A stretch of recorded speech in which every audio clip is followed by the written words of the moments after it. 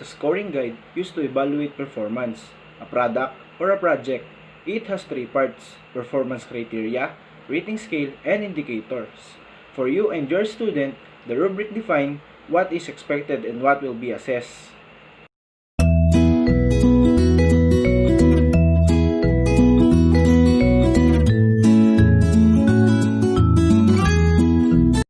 Holistic rubrics, single criterion rubrics, one-dimensional, used to assess participants' overall achievements on an activity or item based on the predefined achievement levels. Holistic rubric may use to a percentage or text-only scoring method.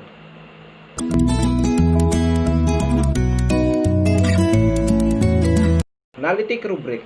Analytic rubrics are particularly useful for problem solving or application assessment, because a rubric can list a different category for each component of the assessment that needs to be included, thereby accounting for the complexity of the task.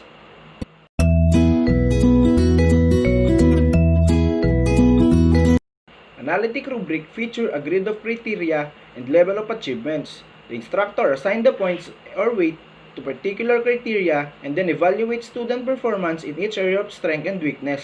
Because of this, analytic rubric take more time to develop than a holistic rubric.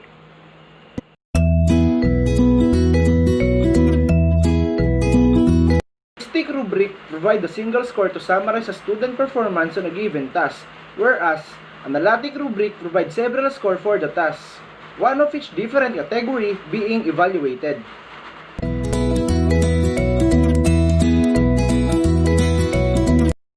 The primary purpose of an assessment portfolio is to document student learning on a specific curriculum outcomes, such as the item in the portfolio must be designed to elicit the knowledge and skill specified in the outcomes.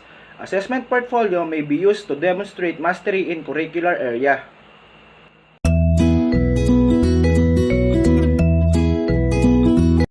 These are the simple steps are all you need. You can plan a portfolio that's perfectly manageable and easily maintained. Step 1. Clarify your purpose. Knowing what you want to accomplish make it a lot more likely you'll reach your goal. Step 2. Think about scoring. Rubric are great for scoring portfolio. Of course, you don't have to score them at all. The decision of whether to grade a portfolio depends on its purpose. Also, consider the age of your student and their role in putting the portfolio together. Step 3. Pick a portfolio type. Did you know? There are two main types of portfolio. Portfolio can be process-oriented or product-oriented. You might also be looking for more data or of folders. You can also combine elements of each type. Step 4. Determine the student role. Now that you know why you're using and developing a portfolio, whether you're scoring it, and what kind of portfolio it will be. Next, decide how involved your student will be. Step 5. Decide what to include. Portfolio can cover all subjects for the entire year, but they don't have to. They can cover just one subject or even just one project. It's really up to you what you want to include. Just remember the purpose and have plan. Step 6. Pick a solution storage. Storage can be a real challenge with portfolios, especially if you're already short on space. Sometimes creating portfolio means keeping all of a student works until the students self-select their best sample. Last step, plan for communication. Finally, purposes are meant to be shared. They are tools for communication. They will be shared between the teacher and student or be passed on to the next teacher. So plan for that.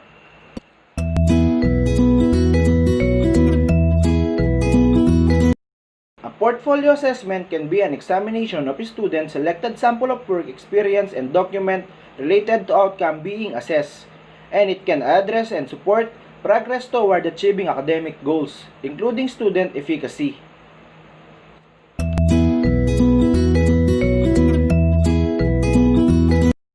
Disadvantage of using portfolio assessment: it may be seen as less reliable or fair than more quantitative evaluation. Having to develop one's individualized criteria can be difficult or unfamiliar at first. It can be very consuming for teacher to organize and evaluate the content of portfolio. Advantage of portfolio assessment: can hold the student accountable for mastered content standard in a subject area. Portfolio offers students tangible evidence to show their academic achievements as well as their participation in community service projects.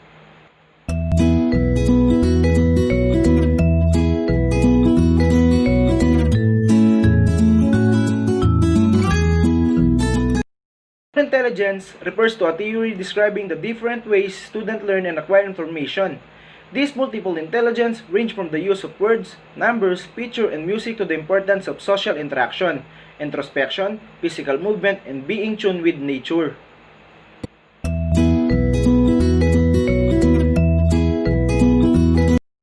Multiple intelligence theory, we can all improve each of the intelligence. Though some people will improve more readily in one intelligence area than in others. Intelligence consists of ability in logic and language in traditional practice. Teacher teach the same material to everyone.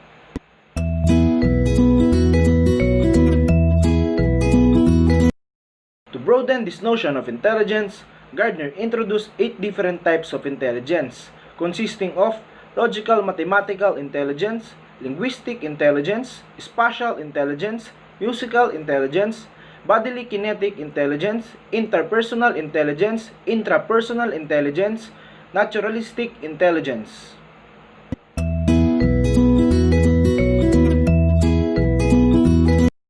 Intelligence theory can draw students back into learning. Using the different intelligence to teach a concept allows it of your diverse learning a chance to succeed learning. The learner with strength in visual spatial intelligence will do with drawing and puzzle.